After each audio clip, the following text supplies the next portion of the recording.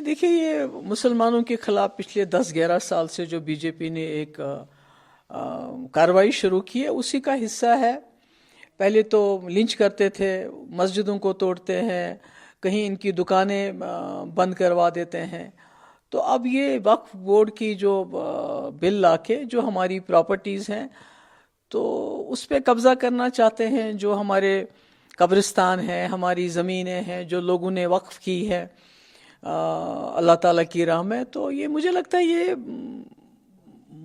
अब मुसलमान को वो क्या करेंगे, वो तो बर्दाश्त करते आए हैं पिछले 10-11 साल से। मगर मैं समझती हूँ हमारे मुल्क के जो हमारे हिंदू भाई हैं, उनको सोचना चाहिए कि हमारा मुल्क हिंदुस्तान पूरी दुनिया में भाईचारे की वजह से जाना जाता था, गंगा जमुना तहजीब की वजह से जाना जाता था, एक जमहूरी निज़ाम की वजह से जाना। यहाँ आइन की पासदारी, संविधान को लोग फॉलो करते थे। आज सारा कचरे में फेंका जा रहा है।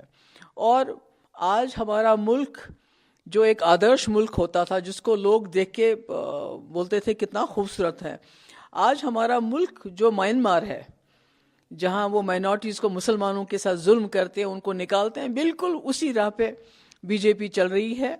ये भूल जाते हैं कि आज बीजेपी की सरकार है, कल इनकी सरकार नहीं होगी। यहाँ कांग्रेस ने 1947 से 50-60 साल राज किया और उन्होंने इस मुल्क को संजो के रखा, इकट्ठा रखा।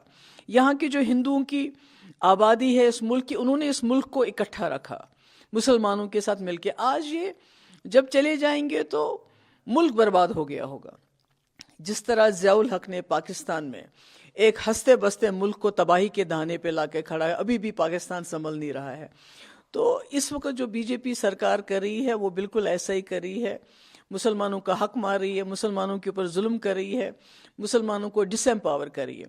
इसका नतीजा जो है आने वाले वक्त में पूरे मुल्क को भुगतना पड़ेगा, क्योंकि एक मुसलमान और हिंदू ये एक दूसरे की कड़ी हैं, ये एक दूसरे को इकट्ठा रखते हैं, इस मुल्क को हिंदुस्तान बनाते हैं।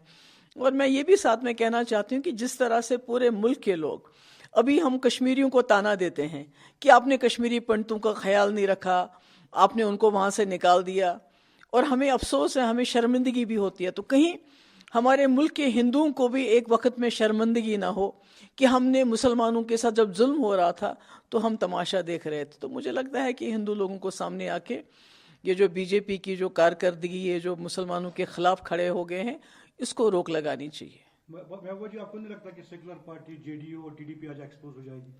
नहीं, वो तो देखिए ना, जब तक बीजेपी सीबीआई का, एनआईए का, ये जो गवर्नमेंट की एजेंसीज है उनका गलत इस्तेमाल करेगी, ईडी का गलत इस्तेमाल करेगी, तब तक ये जितनी भी जमातें हैं, चाहे वो चंद्रबाबू नायडू हो, चाहे नीतीश कुमार हो, चाहे कोई भी जमात हो, जिनको आपने देखा कि जो पार्टियां इनकी बात नहीं मानती है उन पार्टियों को ने तोड़ दिया। जैसे उदय ठाकरे की पार्टी को तोड़ दिया, कर्नाटका में पहले एक बार तोड़ दिया, मध्य प्रदेश में क्या किया, राजस्थान में पहले क्या किया। तो ये तो एक डर इन्होंने बिठा के रखा है पॉलिटिशियंस के दिल में कि अगर आप हमारी बात नहीं मानोगे तो हम आपको एजेंसीज के जरिए जेल में डाल देंगे। मुझे लगता है उसका भी कोई ना कोई रोल है, पर उसके बावजूद नीतीश कुमार से उम्मीद नहीं थी, चंद्रबाबू नायडू से उम्मीद नहीं थी। हम सोचते थे कि वो सेकुलर है और लोगों के, इस मुल्क के लिए, मुसलमानों के लिए नहीं बल्कि जम्मू कश्मीर की बात नहीं मैं कर रही हूँ, मैं पूरे मुल्क के, हिंदुस्तान के सेकुलरिज्म के लिए वो लोग खड़े रहेंगे। पर बदकिस्मती से ऐसा नहीं हुआ।